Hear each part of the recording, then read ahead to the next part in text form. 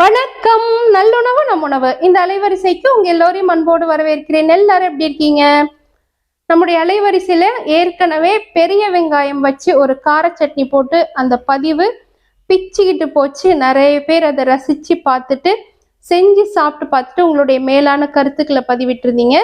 இப்ப அந்த வரிசையில வெங்காயம் வதக்காம தக்காளி வதக்காம அவசரமா டக்குன்னு கண்ணை மூடி கண்ணு திறக்கிறதுக்குள்ளார ஒரு சட்னி செய்ய போறோம். இப்ப நீங்க பாக்குறீங்கல்ல, பார்க்கும் போதே அப்படியே எச்சு ஊறுது பாருங்க. செம்ம சுவையா இருக்கும். இட்லியோ தோசையோ அடுப்புல நம்ம சுட்டு எடுக்கிறதுக்குள்ளார இந்த சட்னியை நம்ம செஞ்சு முடிச்சிடலாம். இது செய்யறதுக்கு வெறும் 5 நிமிடம் தான் தேவைப்படும். வாங்க இப்ப இது எப்படி செய்யறதுன்னு பார்ப்போம். காலையில பசங்களுக்கு அவசரமா சமையல் செய்யும் போது தான் இந்த கார சட்னி பதிவு எடுத்தேன். இது ரொம்ப நாளா எடுக்கணும்னு நினைச்சேன்.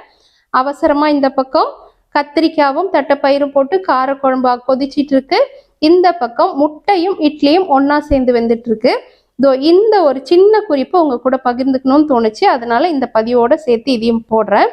பிரியாணி நாள் மீந்ததை இந்த மாதிரி நல்ல அடிகனமுள்ள பாத்திரத்துல மாத்தி எடுத்து வச்சுக்கிட்டு குளிரூட்டியில வச்சிருந்து காலையில ஒரு அரை மணி நேரம் அந்த சிலுகிழுப்பு போற அளவுக்கு வெளியில வச்சிருந்துட்டு அதுக்கப்புறம் ஒரு 15 நிமிடம் இந்த மாதிரி மூடி போட்டு பாத்திரத்துல வச்சு தீ குறைவா வச்சு கிண்டி கிண்டி விட்டு மூடி விட்டோம்னா பிரியாணி சாப்பிட்றதுக்கு ரொம்ப நல்லா இருக்கும்.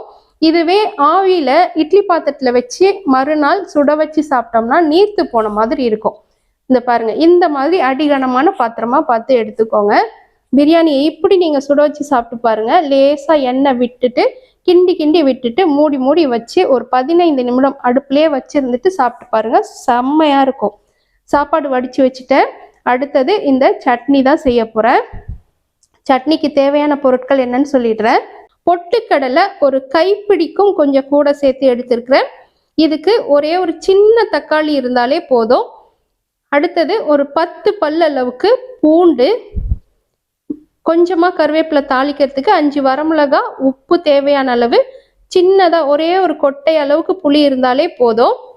இந்த அவசர சட்னிக்கு முதல்ல இந்த மாதிரி வரமிளகாய வெறும் சட்டியில போட்டு சும்மா இப்படி லேசா சூடு காட்டி மட்டும் நம்ம எடுத்துக்கணும். காரணம், மிளகாயில உள்ளுக்குள்ளார சில நேரங்கள்ல பூஞ்சா இருந்தா இருக்கும். கொஞ்சம் சூடு பட்டதும் மிளகாய் நல்லா இந்த மாதிரி உப்பி வந்துடும். இப்போ இதை தட்டுக்கு மாத்திட்டு இந்த காம்பு கிள்ளிடலாம்.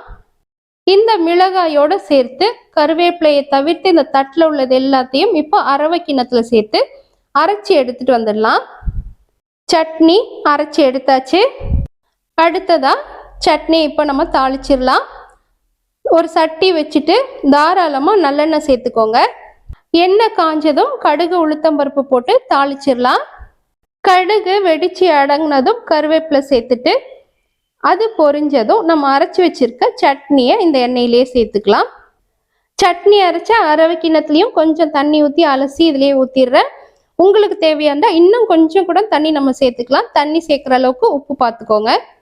இப்போ ஒரு பக்கம் நம்ம தோசை ஊற்றிக்கிட்டே கூட அடுப்பில் இதை வச்சுட்டு ஒரு 2-3 தடவை கிண்டி விட்டுட்டு தீயை குறைச்சி வச்சோன்னா எண்ணெய் தன்னாலேயே 2 நிமிடத்துல பிரிஞ்சு வந்துடும். அவ்வளோதான், 5 நிமிடம் தான். என்ன அழகான சட்னி நம்ம செஞ்சிட்டோம் பாருங்க. இதுக்கு வெங்காயம் வதக்க தேவையில்லை, அந்த வதக்கி ஆற வைக்க தேவையில்லை. பட்டுன்னு செஞ்சு சட்டுன்னு சாப்பிட்டுடலாம்.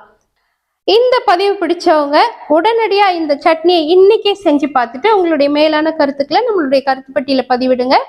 இது வரைக்கும் நம்மளுடைய அலைவரிசையை சப்ஸ்கிரைப் செய்யாம பார்த்துட்டு இருக்கோங்க, ஒரு முறை சப்ஸ்கிரைப் பட்டனை தொட்டு அழுத்திருங்க. ஒரு நல்ல சமையல் குறிப்போடு மீண்டும் நல்லுணவில் சந்திக்கலாம். நன்றி.